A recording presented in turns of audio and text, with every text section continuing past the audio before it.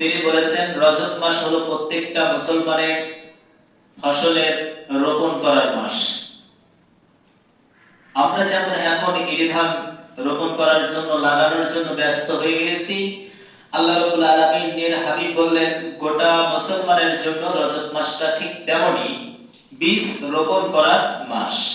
অর্থাৎ এই মাস থেকে আমাদেরকে প্রস্তুত নিতে হবে রমজান মাস সামনে, খোলে আরেকটা মাস আছে, এরপরে যে রমজান। তো এখন থেকে আমাদের প্রোগ্রাম করতে হবে যে আল্লাহ তাআলা আমাদেরকে যেন রমজান মাসে সঠিকভাবে রমজানের সিয়াম আদায় করার তৌফিক দান করে। সকলে বলে আমিন। এজন্য রজব মাস থেকে ইবাদত বন্দেগীটা একটু বেশি করতে হয়।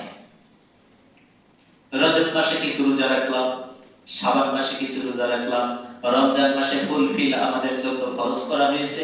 এমনি করে আল্লাহ তাআলা আমাদের জন্য প্রত্যেকটা আরবি মাস নিয়ামত হিসাবে গঠন করে দিয়েছেন। তো আমরা যদি আগে ভাগে একটু মেনে নিতে পারি, অবশ্যই আমাদের জন্য আল্লাহ রাব্বুল আলামিনের সুসংবাদ অবশ্যই আমাদের জন্য জারি হয়ে যাবে।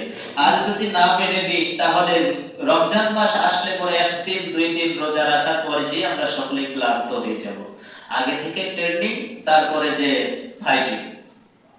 আল্লাহ সুবহানাহু ওয়া তাআলা পবিত্র রমজান মাসে আমাদেরকে হায়াতে তৈয়্যিবা সিহাতে বললেন